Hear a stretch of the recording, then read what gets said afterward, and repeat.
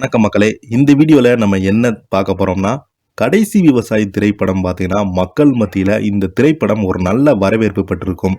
இந்த திரைப்படத்துல நடிச்ச நல்லாண்டி என்கிற கதாபாத்திரம் இன்றளவும் ரசிகர்களால் கொண்டாடப்பட்டு வருகிறது. அப்படி இந்த திரைப்படத்துல இயற்கை சார்ந்த விவசாயம் எப்படி செய்ய வேண்டும், அவங்களுடைய வாழ்க்கை முறை என்னென்னன்னு அந்த திரைப்படத்தை அழகாக செதுக்கியிருப்பாரு நம்ம மணிகண்டன் அவர்கள். இந்த திரைப்படத்திற்காக நேஷனல் அவார்டு கூட வாங்கியிருந்தாரு இந்த படத்துல நடிச்ச நல்லாண்டி அவர்கள். ஆனா கடைசியில அவரு இறந்து போனாரு.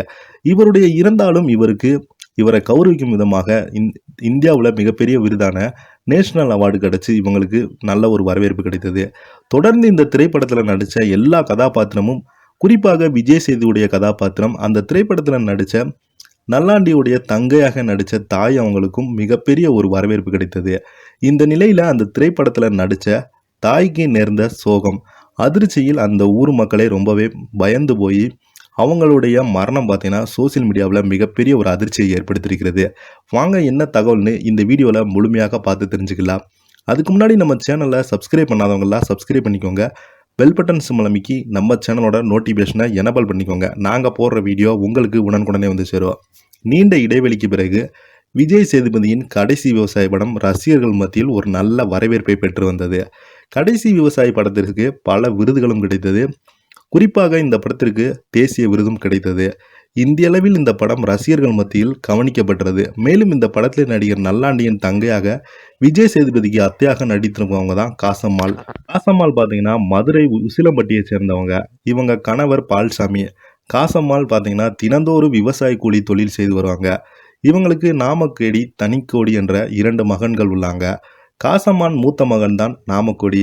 தன்னுடைய மனைவியுடன் ஏற்பட்ட கருத்து வேறுபாடு காரணமாக மனைவிக்கும் கணவருக்கும் சண்டை ஏற்பட்டு 15 ஆண்டுகளாக தனியாக தன்னுடன் தாயுடன் சேர்ந்து வசித்து வருகிறார். இவருக்கு குடிப்பழக்கம் அதிகமாக இருக்கிறது. எப்போதுமே இவர் மது போதையில் தான் இருப்பாங்களாம் அப்படின்னு அந்த ஊர் மக்கள்லாம் சொல்றாங்க.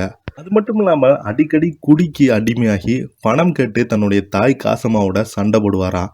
காசம்மா பணம் கொடுக்கவில்லை என்றால் அவர் கணவருடன் பயங்கரமான தகராறில் நாமக்கடி ஈடுபடுவாரா. இந்த நிலையில் பிப்ரவரி 4ஆம் தேதி அதிகாலை 3 மணி அளவில் காசம்மா தூங்கி கொண்டிருக்கும் போது அப்போது காசம்மாவை எழுப்பி வழக்கம் போல நாமக்கொடி குடிக்கிறதுக்கு பணம் கேட்டிருக்காரு. இதனால் இருவருக்குமே சண்டை ஏற்பட்டு இருக்கிறது. காசம்மாள் பணம் தர மறுத்திருக்காங்க.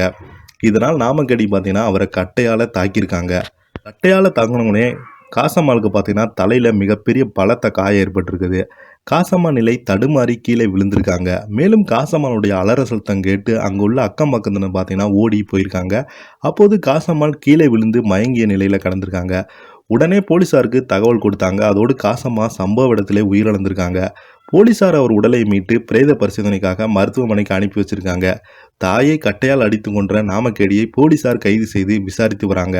தற்போது இந்த சம்பவம் உசிலம்பட்டி மக்கள் மத்தியில் மிகப்பெரிய ஒரு அதிர்வலைவை ஏற்பட்டு இணையதளத்திலையும் பரபரப்பாக பேசப்பட்டு வருகிறது. இந்த வீடியோ உங்களுக்கு பிடிச்சிருந்தால் லைக் பண்ணுங்க, ஷேர் பண்ணுங்க, கமெண்ட் பண்ணுங்க. நன்றி, வணக்கம்.